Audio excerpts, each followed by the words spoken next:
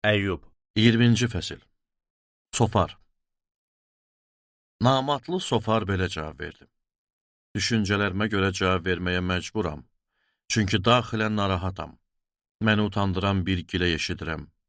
Ruhum dərrakəsi ilə məni cavab verməyə sövq eləyir.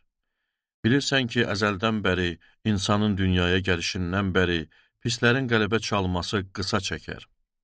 Allahsızın sevinci bir an sürər. Boyu göylərə çatsa da, başı buludlara dəysə də, öz nəcisi kimi əbədili yox ediləcək. Onu görənlər, o hardadır deyəcək.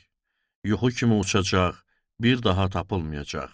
Bəli, gecə röyası kimi yox olacaq. Onu görən gözlər bir daha görməyəcək. Yaşadığı yerdə görünməyəcək. Övladları fəqirlərdən mərhəmət diləyəcək. Sərvətləri əllərindən gedəcək. İnsanın sümükləri gənclik alovu ilə dolar. Amma insanla birlikdə torpaq altında yatacaq.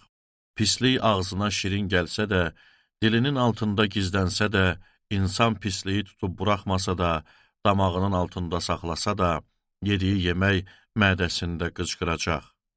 Daxilində ilan zəhərinə dönəcək. Yediyi sərvətləri qusacaq. Qarnındakiləri Allah bayıra çıxaracaq. Başqa yerdə əfi ilan zəhərini əməcək. Gürzənin dişindən öləcək. Axar suların, bal və qaymaq axan dərələrin səfasını görməyəcək. Zəhmətlə qazandığını yeməyib geri qaytaracaq. Ticarətdən qazandığı sərvətdən ləzzət almayacaq.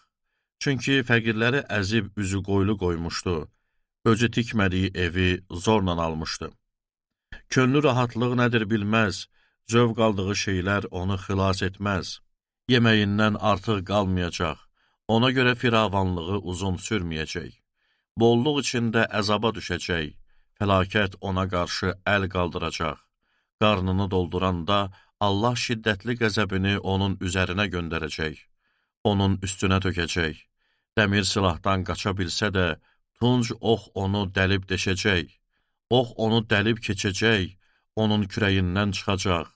Parlaq ucu ödünü dağıdıb tökəcək, üstünə dəhşət gələcək. Xəzinələrinin aqibəti qaranlıq olacaq. Üfürülməmiş od onu yeyib qutaracaq. Çadırında qalanları da yandırıb yaxacaq. Göylər şər-işlərinin üstünü açacaq.